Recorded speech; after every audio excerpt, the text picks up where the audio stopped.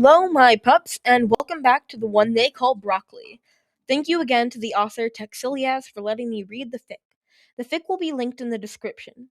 Today we'll pick up where we left off with Chapter 2. Without further ado, let's begin. Chapter 2. Dad-Might is here. Summary. Izuku finally meets his idol, All Might. A few secrets are revealed, and Izuku finds himself in a bigger mess than he could have ever imagined. Notes. Hello everyone, I am so sorry for the delay. Life's been a mess, but oh my gosh, thank you everyone for the awesome response. I am so happy that you all seem to enjoy this story. Seriously, thank you for all the kind words and comments. I love every single one of you. I will try to keep the story as comforting as possible, but this chapter brings up a bit of heavy stuff. Trigger warnings, mentions of abuse, neglect, and malnutrition/starvation. Also, a reminder that even if Izuku isn't aware of it, Inko is still a bad mother in the story, because in no way or form is holding food or other life-threatening necessities away from your child ever okay. That's abuse. Stay safe, everyone. P.S. I made some changes to how All Might handled the whole rooftop scene because I imagine living with Shota would make him more calm and overall aware. All Might is overall a bit more gentle and rational here. With that out of the way, I hope you enjoy this chapter. Izuku had no idea how he got himself into this situation. But here he was, on a roof, face to face with All Might, the number one hero. All Might, the man that Izuku had admired and idolized since before he could even walk and talk. So, yeah, Izuku had no idea how he got here, but no way was he gonna miss this chance. Because ever since Izuku got diagnosed as quirkless, there has always been one question that Izuku wanted to ask him, if they would ever meet. Can I still be a hero, even without using a quirk? He blurted out. He then held his breath and kept his eyes closed while he waited for the answer. Izuku wasn't naive. He knew he could never be like All Might. Not really. And even though Izuku technically had a quirk, it wasn't registered. And it also didn't matter anyway, since it was useless in a fight. But he was still determined to be a hero, to save people, and to make this world a safer place. Even if he had to fight quirkless. He'd just have to rely on his smarts and support items instead. Like Eraserhead. Izuku started telling the hero this, leaving out details, of course, but still speaking from his heart. But then, in the middle of his speech, Izuku noticed smoke. With a click, Izuku shut his mouth and stopped talking, frowning at the thick cloud of smoke that seemed to surround All Might. It kind of looks like my quirk? The fog shifted, and Izuku met the sunken eyes of... Toshi? Izuku squeaked, feeling his face grow pale. The man's eyes widened, and Izuku slapped a hand over his mouth, silently cursing himself. What did you say? Toshi didn't get to finish that sentence before he started coughing up a bunch of blood, and Izuku flinched. He had never quite gotten used to that. I, said, oh shit. Izuku tried to awkwardly explain himself, unable to look away from the man.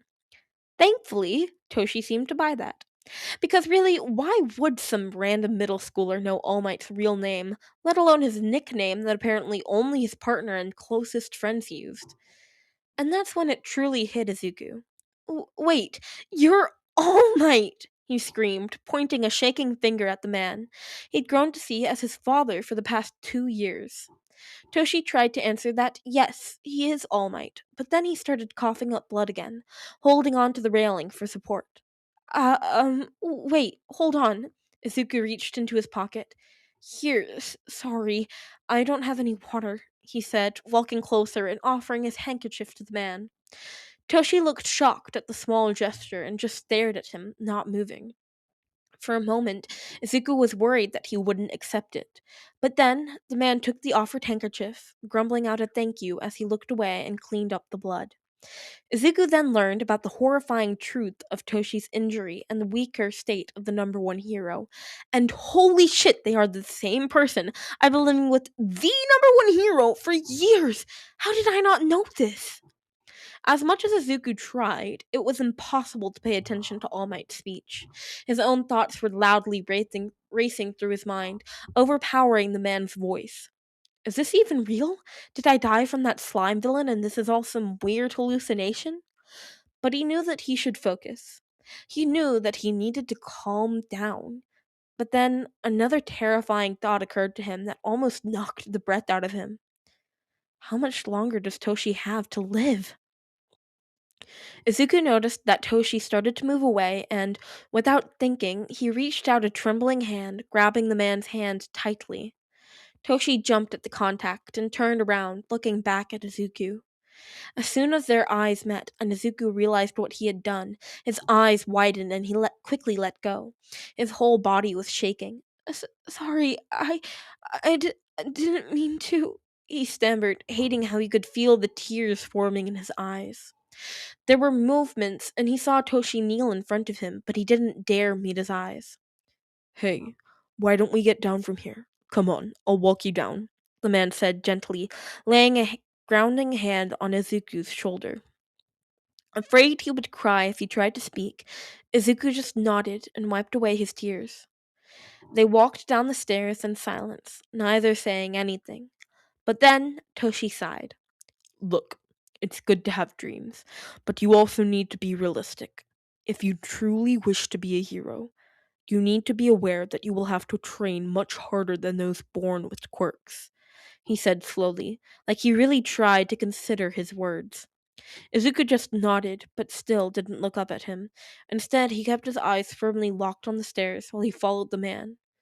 "And even then, even if you train your absolute hardest, you will always be at a disadvantage," Toshi sighed again, coming to a stop and looking back at Izuku.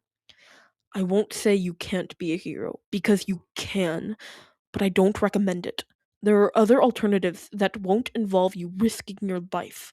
Perhaps the police force, or even an analyst or someone who works in support would be something to look into. Those are all very valuable for heroes." Again, Izuku nodded. He felt more tears threatening to come. His throat closed up, and he just wanted Toshi to stop talking so he could go home. Because Izuku already knew all of this. He knew what Toshi said was true, and that the man was probably worried about the small, quirkless, and useless child in front of him. Hero work is dangerous. Izuku knows this. He's seen Toshi's injury. He's seen Shota come home all bruised up and bleeding. He knows this. But even so, Izuku didn't want to give up on becoming a hero. After they exited the building, they went separate ways. With one last glance at the man's back, Izuku started walking home. He was a bit disappointed, but he wouldn't let Toshi's words discourage him. One day, he'd show All Might what a great hero he could be. He'd make Toshi proud. Izuku just hadn't realized that that day would be today.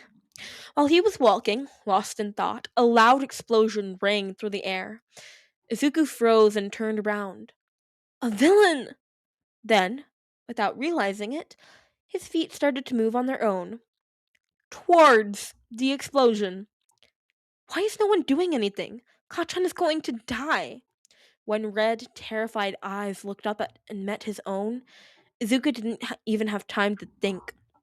He was already running through the crowd, backpack at the ready, and swung it at the villain, giving Kacchan a small moment to breathe. But in the end, that was all Izuku could do, and All Might had to rush in to save both of them. While the paramedics checked in on Kacchan, Izuku was scolded by the other pro heroes, the same ones who had just stood there and watched. In truth, Izuku wasn't sure how much help he had actually been, but he'd like to think he had at least helped a little. No matter what the pros tried to tell him, he didn't regret his actions. He'd do it again, in a heartbeat. "I think that is quite enough. This boy was very brave, and there was no need to scold him further." Izuku, along with the other pros, looked up in shock as All Might walked towards them. "Come along now. You should get checked out by the paramedics too, young man," All Might said, pulling Izuku up to his feet by his arm. All Izuku could do was stare dumbly at the man while he let himself be dragged away. That's okay. I'm fine, really. He tried to argue, but it was useless. All Might just kept dragging him towards the ambulance. Izuku noticed a bit of smoke coming from the man. He's running out of time. Why is he not getting out of here? When they were close enough to the paramedics, All Might spoke up. This boy was also attacked by the same villain earlier today. Could one of you see that he is all right? Immediately, one of the paramedics was by Izuku's side, and almost as soon as Izuku was handed over to them, All Might vanished. The hero quite literally bolted out of there. Izuku let out a quiet sigh of relief, glad that the man had gotten away without changing form in front of everyone. Id, hey kid, can you hear me? What's your name? Are you in pain? The voice of the paramedic shook Izuku out of his thoughts. Izuku turned to look at the man and nodded his head before he realized that that wasn't really an answer. It's, Midoriya Izuku. And no, I'm fine. Thank you, he answered nervously, looking down at the ground. Even though he said he was fine, the man still led him to the ambulance to run some tests. Kachan, who was already sitting there, stared at him but didn't say anything. Their eyes met for a moment, but the blonde just turned away and grumbled something under his breath. The paramedics checked him over and asked him some standard questions, and Izuku answered them as well as he could. Though he did notice Kachan giving him a look when they asked him where he was living, and he answered with his mom. Izuku did his best to ignore him. Even though they were just doing their job, it still felt weird, getting cared for. But then again, the All Might had told them to. And they also didn't know Izuku was supposedly quirkless, so that probably helped. Right now, he was just another patient. In the end, nothing was wrong, and after giving him some water, they let him go. When he stood up, his eyes met with Kachan again. The boy seemed, as usual, angry, but he still didn't say anything. Kachan just grinded his teeth harder while he pointedly turned away from Izuku. Ever since Izuku's quirk manifested, Kachan wouldn't so much as go near him, avoiding Izuku like he was the plague. The other kids still bullied him, still yelled at him, still hurt him and used their quirks on him. But after that day, Kachan had just stopped. And Izuku wasn't sure how to feel about that. It wasn't like Izuku missed the burns and the yelling, but even after 2 years, he still hadn't quite gotten used to whatever this was. Izuku took a shaking breath, bracing himself. Are you okay, Kachan? He asked, carefully. None of your fucking business, Deku! Kachan snarled, still not looking at Izuku, and instead just glaring daggers at the ground, fists clenched tightly next to him. But still, no explosions. Izuku decided not to test Kachan anymore, and instead hurriedly started walking home. He was tired and just wanted to go home and cuddle with his family. But then, on his way to the park to leave his things, Toshi found him again. Only this time, the man revealed yet another big secret. The story of One for All and its legacy, combined with the fact that All Might apparently wanted Izuku to inherit his quirk, was so overwhelming that it left his mind reeling. Seemingly noticing Izuku's confusion, Toshi paused and kneeled down in front of Izuku, speaking softer. Young man, I have no doubt that no matter if you take this power or not, you will grow to be a fine hero. But if you say yes, I'd be honored to train you and give you this quirk. And at that moment, Izuku wanted nothing more than to confess everything. He wanted to run over and hug Toshi and thank him for everything that he and Shota had ever done for him. But Izuku couldn't do that. So, instead, he had just collapsed on the ground and cried, letting out a quiet yes between the sobs. Even though Izuku had wanted to be the first quirkless hero, he also decided to listen to All Might's advice and be realistic. And realistically speaking, a quirk like All Might's would definitely help him save more lives, so of course he would take it. When Broccoli got home that night, he was excited to hear what Toshi had to say about their encounter. Would he tell Shota about Izuku? How would he describe him? What was his side of the story? Izuku wanted to know. But to his utter disappointment, Toshi didn't say anything. And Izuku quickly became aware of just why, even after all these years, He hadn't been able to figure out the man's identity. They don't talk about hero stuff at home. Sure, Shota mentioned the occasional patrol, and Toshi mentioned going out for hero work, too, but considering his bad health, Izuku had always assumed that Toshi worked as a secretary or counselor for heroes or something. He never in his wildest dreams would have guessed that the man was the number one hero, All Might. But while they never talked about specific details, he did hear Shota gently ask Toshi about his time limit and that slime bastard while they were getting ready for bed. So, at least Shota seemed aware that Toshi and All Might were the same person, which was a huge relief for Izuku. He didn't know what he'd do if it turned out Shota still didn't know about having dated the number one hero after years. But this just confused Izuku even more, because if Shota knew about the man being All Might, then why hadn't Toshi told him about One for All, or his decision on making Izuku his successor? Isn't it kind of a big deal? The man had told Izuku that the quirk and its legacy was a closely guarded secret and all, but this was his partner of many, many years for crying out loud. Was it really that important to keep it a secret that he couldn't even tell Shota of all people? Why? There had to be a reason. That night, Izuku couldn't sleep. There were too many thoughts running through his head.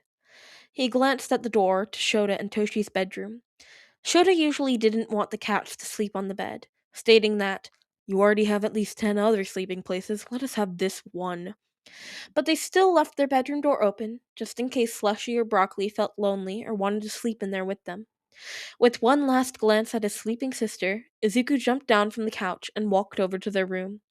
He carefully looked inside and saw that they were both sleeping, Shota hugging Toshi from behind. Oh, thank God they are both wearing clothes, Izuku thought with relief. He would rather forget that night he had sneaked in while they were busy. He shuddered at that memory, his fur standing on end. He'd be glad if he never had to see his dads do that ever again. Thank you very much. Shaking his head from those thoughts, Izuku sneaked closer to the bed and leapt up. The mattress barely moved from his light weight, and he quietly crawled over to Toshi. He curled up next to Toshi, close to his injury. The sound of the man's heartbeat was very calming. It proved he was still alive. He was still here. Izuku closed his eyes. He hoped he'd still have many years left with his dad. Before he fell asleep, Izuku thought he could feel a hand gently petting him, and he purred at the comforting feeling. After that fateful day, Izuku would regularly meet up with All Might at Tuckabee Beach twice a day to train. He had to get out of the house before the man left so he wouldn't clash into him on the way there. The first morning when Toshi walked up to Izuku, waving a hand at him, Izuku couldn't stop the stupid grin from spreading all over his face when he excitedly waved back, because Izuku could finally wave back! It still hadn't quite sunk in yet that Izuku was standing next to Toshi, that he was actually there, and he could talk and interact with him like a person. It might seem a bit silly, but Izuku was much more starstruck over finally getting to spend time with Toshi than with the number one hero. He couldn't believe his luck. It was around the end of the first week when All Might handed him a food and training schedule that things took a complicated turn. When Izuku read through the notes, he couldn't help but frown. He briefly wondered how he was supposed to fit this into his already strange life. The training he could do, just make it home later than usual, or leave earlier in the morning, or heck, even go out at night to train could work. 2. Just so long as he didn't go over his time limit, he'd be fine. The food, though. Is something wrong? All Might asked, and Izuku quickly wiped the frown away from his face. No, it's all right, Izuku said, shaking his head. He gave his mentor what he hoped was a reassuring smile, though the man looked completely unconvinced. With a small sigh, Izuku looked down at the sand underneath his worn-out shoes. It's just, I don't know if I can keep up with the food requirements. Oh, do you have any allergies? No, not really. It's more like, um, never mind, he said weakly, shaking his head. All Might frowned at that. My boy, is there something you're not telling me? And there it was. A perfect out. An opportunity for Izuku to confess everything. He had let himself dream before, had been imagining showing up as a Zuku one day and Shota and Toshi welcoming him with open arms and adopting him as their own child. But he also had nightmares, the fear of being rejected. And in those scenarios, instead of joy, they would look at him with disgust, and they would throw him out, never wanting to see him again. And as always, the fear won, so Izuku couldn't tell him anything. No, sorry, just, don't have much food at home, but I'll get by, he said, forcing himself to smile as cheerfully as he could. For some reason, All Might looked very sad. You don't have enough food? He asked softly, a huge contrast to his normally bellowing voice. It sounded really close to how he would talk to Broccoli. Izuku blinked, a bit confused at the man's tone. I mean, I eat breakfast and dinner? I just don't have enough food for lunch, he answered with a shrug, hoping Toshi would just drop it. It really wasn't a big deal. And it wasn't like he could make lunch boxes at home. Shota and Toshi would definitely notice that something was up if he did that. He hadn't exactly been eating much lunch while living with his mom either, partly because he wanted to avoid running into the other students, but also because his mom never bothered keeping enough food at home for him to bring to school. She would buy herself lunch at her job. Izuku was old enough to figure it out, after all. This was at least how Izuku was used to seeing it. But now, with All Might frowning at him, Izuku hunched his shoulders, thinking that perhaps he had said something wrong. He was just about to apologize when the older man sighed, running a hand through his hair. That's really not good, my boy. Don't your parents look after you? He asked, sounding worried. Izuku felt himself freeze, and he could see All Might's frown deepening as the man kept staring at him. He could definitely not tell him that he wasn't living with his parents. The man would freak out. Midoriya. It's fine. Really, I'm fine, he insisted, begging the man to just drop it. The last thing he wanted was for Toshi to start worrying about him. Can't I just keep to the training plan and eat like I usually do? Izuku asked, almost begged, quietly. But to his dismay, All Might just looked more upset at that. I really don't recommend that. You need to build up muscles to be able to handle one for all, and if you train hard but don't eat enough, it will only have the opposite effect, the man explained, his voice leaving no room for argument. Izuku looked down at the ground, his whole body trembling. Will All Might not want me as a successor anymore? He felt like crying. Of all the ways he would get stopped from becoming a hero, the lack of food hadn't exactly crossed his mind. He heard All Might give a deep sigh, and he flinched. This is it, Izuku thought, with a barely suppressed sob. Look, young Midoriya, how about this? When we meet for our morning training, I will bring you a bento. Then you can eat it at school and bring it back to me when we meet up here in the evening. Does that sound all right? Izuku stared up at All Might in shock, his vision blurry. What? You don't have to do that. I want to do that. As your mentor, I have a responsibility over you, and if that means making sure you eat, then I'll gladly do that, All Might answered with a bright smile. Izuku couldn't hold back his tears anymore, and he sobbed as he looked up at the hero. He'd grown used to kindness while being in his cat form, but no one had ever said something so kind to Izuku before. Thank you. You really don't have to do that, he cried, ducking his head and wiping his eyes. He felt a warm hand land on his shoulder, and he looked up to see All Might smiling at him. It's okay, my boy. I'm here for you. At those words, Izuku felt something inside of him snap, and before he could think of what he was doing, he threw himself forward and tackled his dad in a tight hug, earning a surprised cough from the man.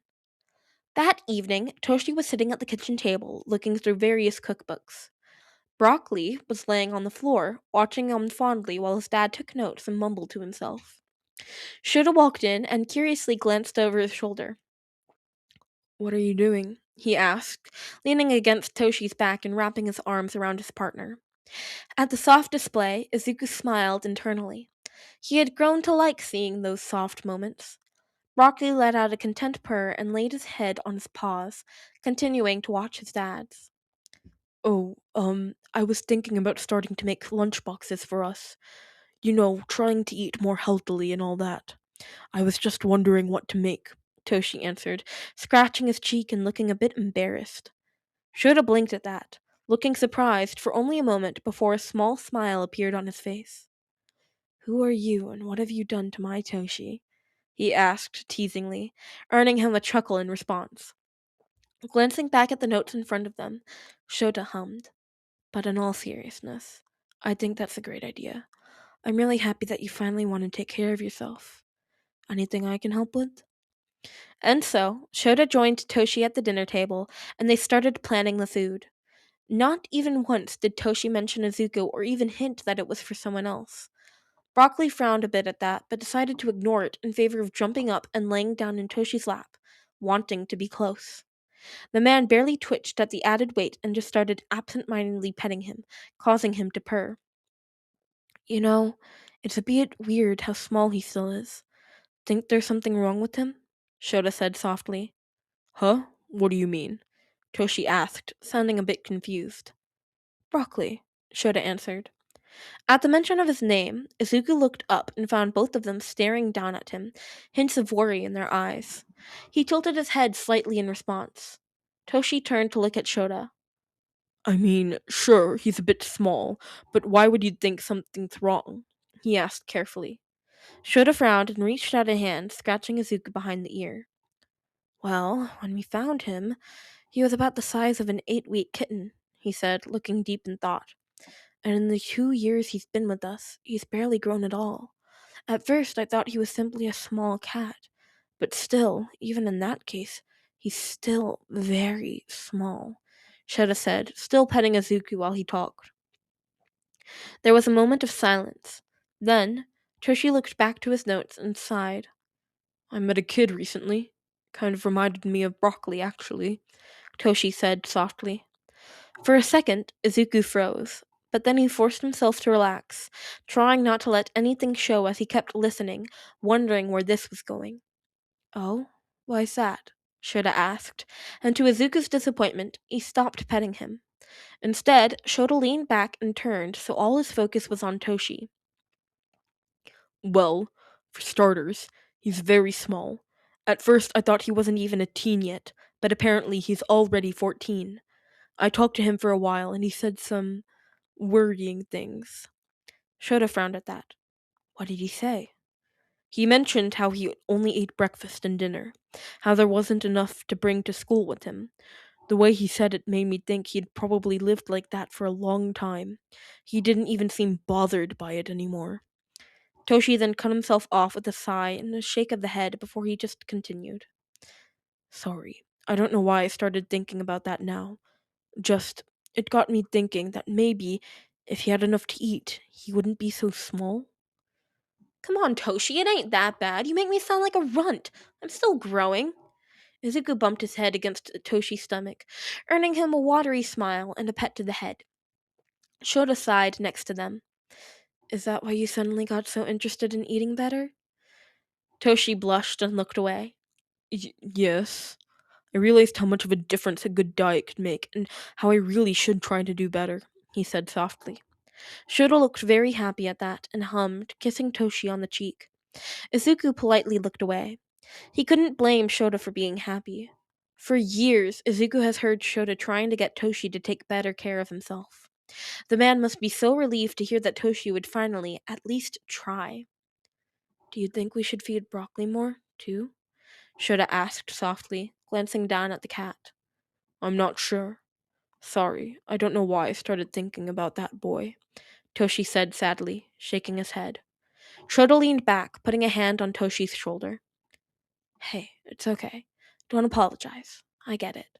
He reassured him, giving his shoulder a soft squeeze. Izuku just sat there, watching them and very much not getting it. He tilted his head as he listened, a bit confused. Was what I said really that bad? Izuku made a mental note not to say stuff that might worry Toshi in the future.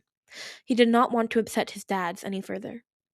The next morning, Broccoli noticed with a displeased frown how Toshi had only prepared 2 bentos, and he only took one of them from the fridge, leaving the other one for Shota. When Izuku met up with All Might and the man handed him the bento, he had asked if All Might ate the same too, but the man had simply waved him off, avoiding the question. This went on for a few more days before Izuku had finally had enough. That's why, one evening, while being in the form of broccoli, he started following Toshi around the kitchen. He was glaring and meowing at him, trying to show how displeased he was. Of course, the man just chuckled at him and thought he wanted more food, which Toshi actually gave him, much to Slushy's annoyance, since she was on a strict diet and didn't get any extra. When Toshi reached for two bentos, Izuku quickly leaped up into the cabinet and grabbed a third one, putting it on the counter next to the other two.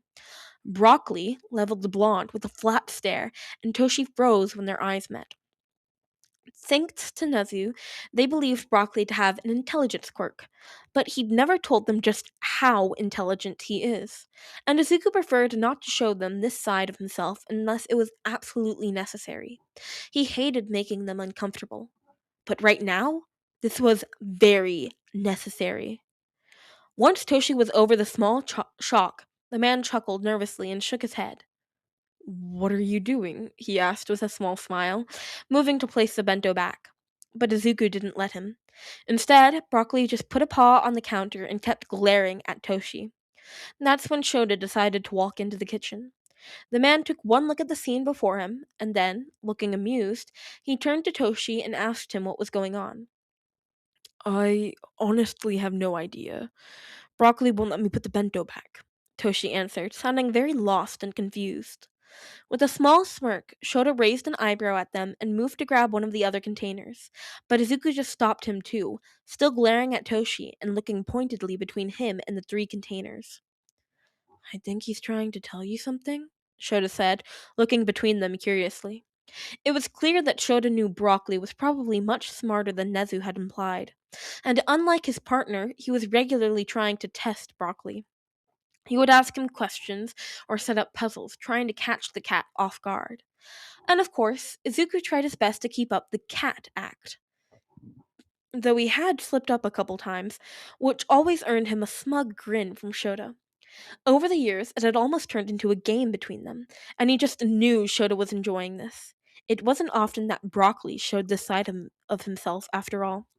But honestly, Izuku didn't really care how suspicious he acted right now. He just wanted Toshi to stop mistreating himself for him. "Is there something I should know about?" Shota asked, looking at Toshi. The blond man started visibly sweating, squirming in place while he avoided Izuku's death stare. "I might have not eaten the food," Toshi admitted sheepishly, leaning away. Shota frowned at that. "You haven't eaten?" he repeated, voice flat. Toshi flinched and looked away, rubbing the back of his head. "I, might have given them to someone else," he said, uncertainly. "That kid," Shota said, not sounding the smallest bit surprised. Toshi just nodded, still not looking at either of them. Shota let out a deep sigh. "Toshi, you idiot. Why didn't you tell me?" "You're not mad?" Toshi asked, glancing at Shota. That earned him a half-hearted slap to the arm. "Oh, I'm furious, all right. Furious that you would hide this from me. But for crying out loud, Toshi, I would never be mad at you for feeding a starving kid." Shota huffed, crossing his arms and looking almost offended. Izuku's ears fell back at that, his tail thumping against the counter in annoyance. "Hey, I'm not starving. You're just making it sound much worse than it is." Toshi rubbed his arm, looking away from the two sets of glares. Sorry, he mumbled. Shota sighed again, running a hand through his hair. "Though I understand why you would do this, I also don't get it. Why are you giving this random kid food?" Izuku's ears perked up at that, and he sat up a bit straighter. "Are you finally gonna tell him about One for All?" "I, might have started training him. He wants to be a hero." "Lots of kids wants to be heroes. What makes this kid so special?" Shota asked, but not unkindly. Izuku noticed he sounded curious. Izuku leaned forward, watching Toshi intently. "Come on, Toshi, tell him!" "He reminds me a lot of myself when I was younger," Toshi said softly. At that, Shota's eyes visibly softened. Izuku looked between them, feeling a bit lost. You had a mentor who trained you, right? Toshi nodded, eyes growing distant. I looked at this kid and thought, I want to be to him what she was to me. Shota gave a deep sigh. Well, that's nice and all, but you can't really be there for him if you straight up die halfway through his training. From now on, you need to bring food for yourself too, alright? He said sternly. Yes, thank you, Sho, Toshi said, giving Shota a smile. Good, Shota nodded. And as for you, he then said, turning his gaze towards Izuku, who stiffened at being addressed.